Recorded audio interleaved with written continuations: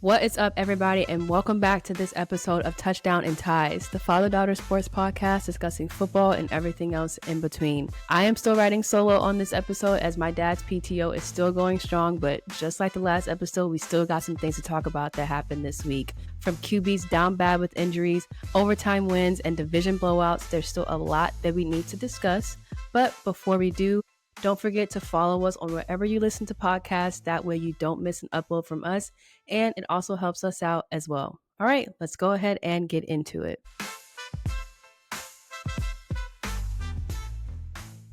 Something must have been in the air on Sunday because 4 NFL QBs obtained injuries this week, most notably Joe Burrow. Joe Shiesty, Joe Bird, Joe Cool, whatever you want to call him, don't forget to call this man unlucky. Clearly, there is a problem with his offensive line protecting him because he is all too familiar with missing significant time since entering the league.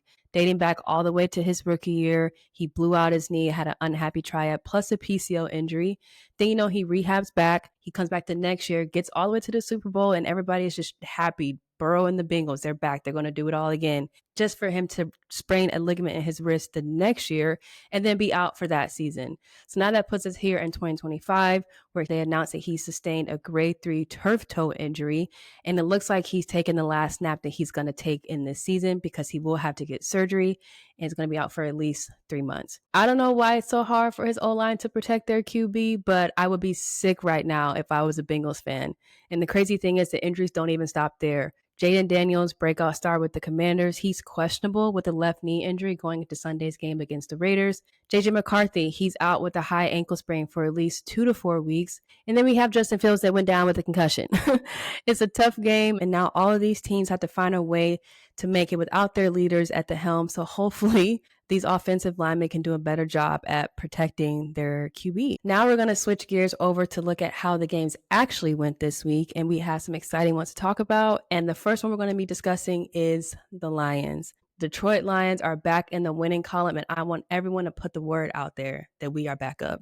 Okay, last week was a fluke. We fixed everything. We went back home in Ford Field and we put it on the Chicago Bears, period.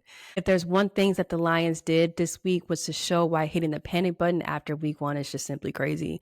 The Lions finally look like themselves. The offense dominated the game. Jared Goff had 5 TDs. 3 of those are going to St. Brown, the most for his NFL career. And overall, they just looked much better. The offense played very well. They did not give up any sacks, and they opened up a lot of running lanes for Jahmyr Gibbs and David Montgomery to do their thing, having combined 151 yards for 2 TDs themselves. Not to mention the score was not even close. The defense played so much better. 4 sacks from the team, Aiden making his presence known, having one of those. And they did a great job with quarterback pressures, forcing Caleb Williams into several bad throws. I could pretty much go on and on and on about this, but they simply they looked really good. And not to mention, this was our first home game of the season, our first win of the season, and it was against Ben Johnson. And that's all I'm going to say on that. So go Lions. Now we can't get too excited. We'll enjoy this win and then we'll move on because the Lions go on the road to the Ravens for Monday Night Football this upcoming week. The last time they met in 2023, unfortunately, it did not go the Lions' way. They did lose. The Ravens were very effective in controlling the offense and stopping Jared Goff, recording 5 sacks in that game. But just this week, both teams have a combined 93 points in week 2, so neither defensive coordinator will really get much rest this week.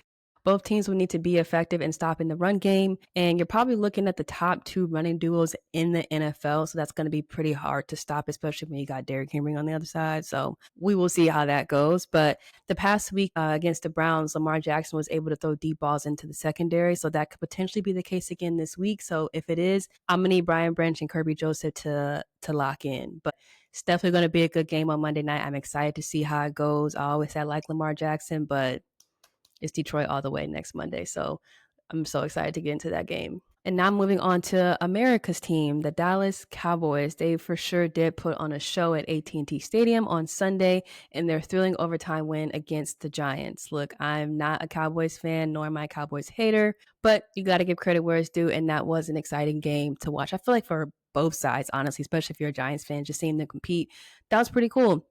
Russell Wilson, he did play a good game, but the man did throw an interception on their second possession into overtime, which kind of probably eclipsed that whole 450 yards passing thing that he did. I don't really think Giants fans really care about that right now because that unfortunately did seal the deal for Dallas to go down the field and win that game. So, shout out to the Dallas Cowboys. Shout out to Brandon Aubrey. He kicked that 64-yard field goal to tie the game and then turned around and kicked another field goal to win the game. So I know that stadium was going up for him on Sunday, as they should. So shout out to Dallas. Sunday night football was unfortunately underwhelming, a field goal fest, if you will.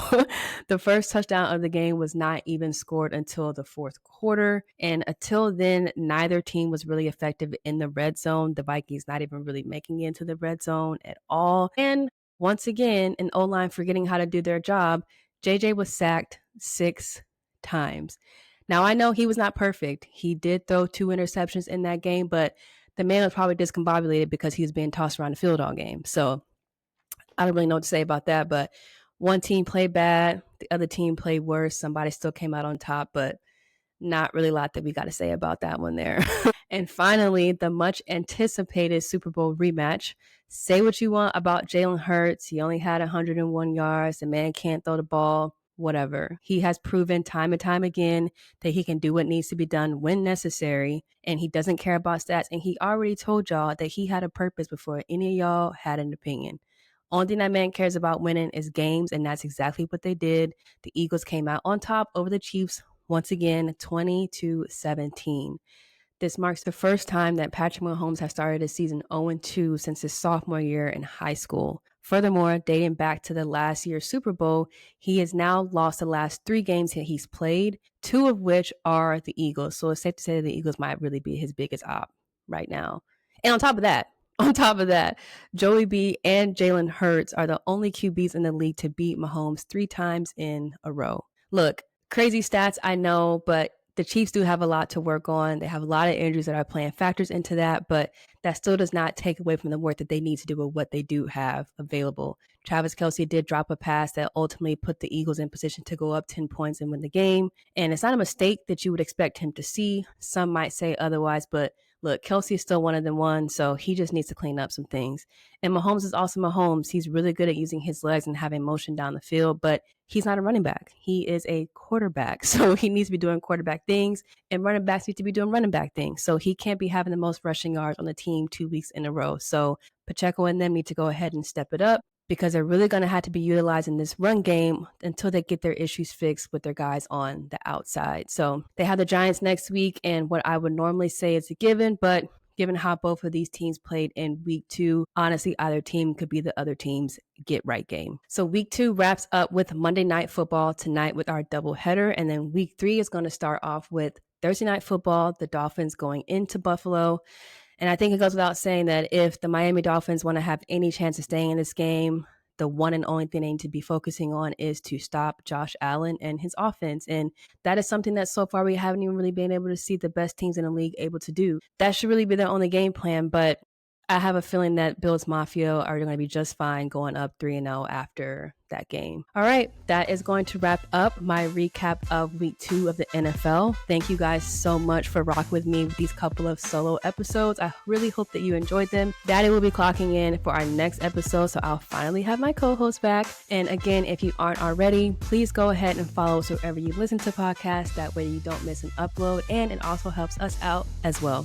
Thank y'all so much for tuning in. Y'all stay here till we get back.